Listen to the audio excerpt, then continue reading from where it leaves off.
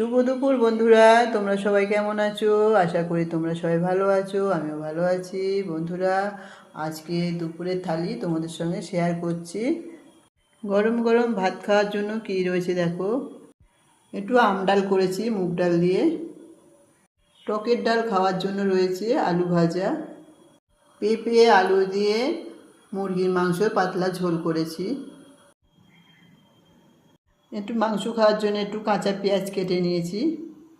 পাতলা করে মুরগির মাংস করেছি তো, তার জন্য 2 পিস লেবু নিয়ে নিয়েছি, পাতি লেবু, কাঁচা লঙ্কা আর টকের ডাল।